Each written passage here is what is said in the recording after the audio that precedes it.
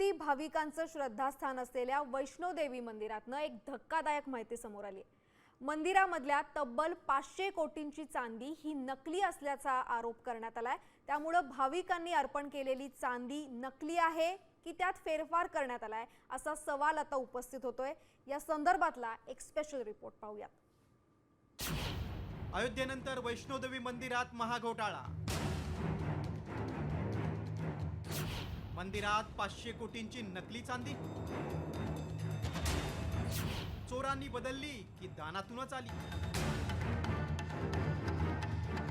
अयोध्येतील राम मंदिर दान चोरी प्रकरण ताजं असताना वैष्णोदेवी मंदिरातही असाच धक्कादायक प्रकार समोर आलाय।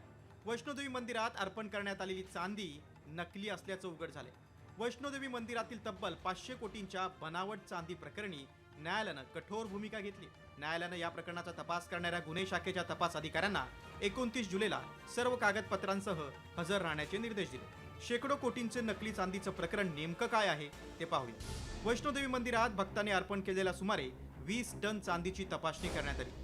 त्यापैकी केवळ 5 ते 6% चांदी खरी असल्याचं आढळलं। उर्वरित चांदी कॅडमियम, लोह आणि इतर कमी दर्जाच्या धातूंपासून बनवलेली असल्याचा आरोप करण्यात आलाय। या आरोपांमुळे अर्पण केलेल्या चांदीमध्ये मोठ्या प्रमाणात भेसळ, अदलाबदल आणि अपहार झाल्याचा संशय निर्माण झालाय। तर दुसरीकडे तक्रारदारानं या प्रकरणाच्या मुळापर्यंत जाण्यासाठी सखोल चौकशीची मागणी केली। चांदीच्या वस्तू खरेदी करण्याची आणि साठवण्याची प्रक्रिया, संबंधित नोंदी आणि सीसीटीव्ही फुटेजची तपासणी, वाहतुकीची प्रक्रिया तसंच चांदी वितळवण्याची संपूर्ण प्रक्रिया या बाबींचा समावेश आहे। कि ये बताया गया कि इस सारे चांदी में जो नकली निकला है उसमें हाईली टॉक्सिक मेटलिक कैडमियम है वो मिला। तो ऐसा कैसे संभव था कि इतने सारे लोगों ने, इतने ज़्यादा दुकानदारों ने ये सारा कैडमियम प्रोक्यूर किया और फिर नकली चांदी बनाई और वो सारी की सारी चांदी जो है वो वैष्णो देवी में माता के चरणों में आई। तो इस सब प्रश्नों के उत्तर जब मुझे स्वयं ना मिले तो मुझे लगा कि इसके ऊपर एक इन्वेस्टिगेशन होनी चाहिए।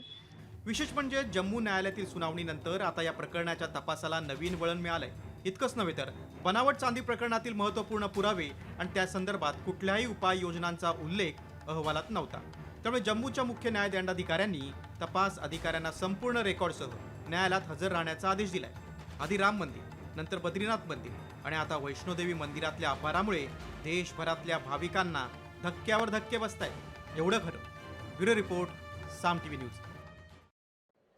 साम टीव्ही मी नेहमी पाहतो, त्यावर दाखवलेल्या बातम्या रिलेट करतात।